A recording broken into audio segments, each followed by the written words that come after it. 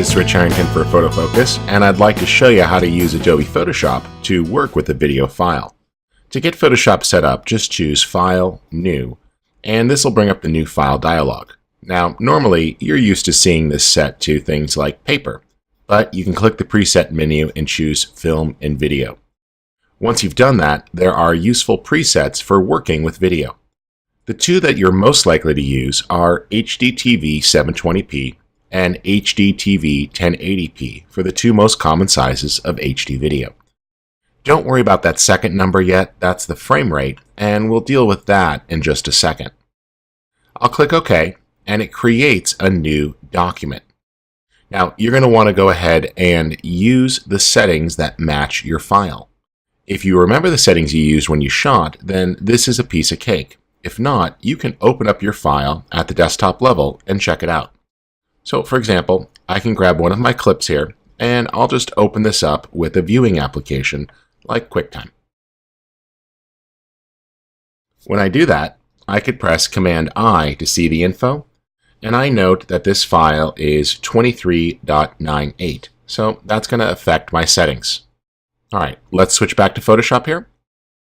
And one of the first things I'm going to do is change my workspace to the Motion workspace.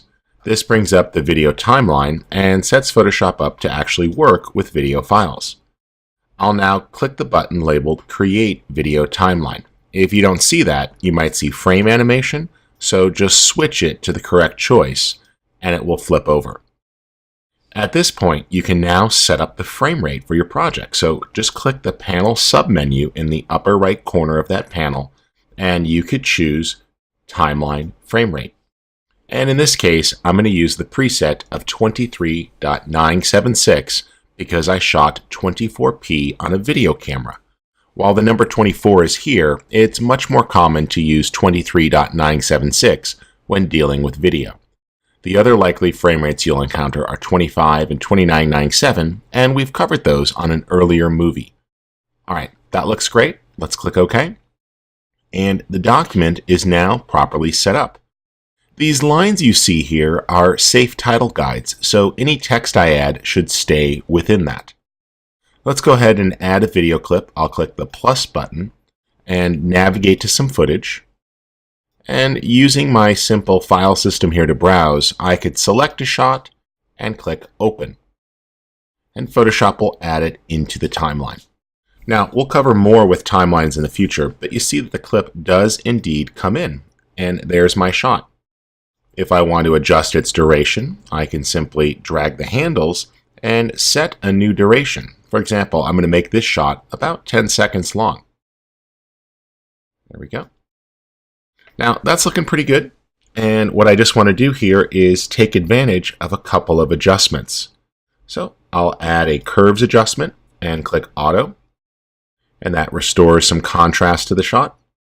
And I'm going to apply a lookup table under Color Lookup, and I'll just use one of the film stock type presets here. Let's go with Codec. That looks nice. I'll just back it off a little bit. All right, at this point, Adobe Photoshop is set up to work with video. I've got everything I need here. You see the file plays, and we can continue to add and build on this timeline, but we'll cover that in a future lesson.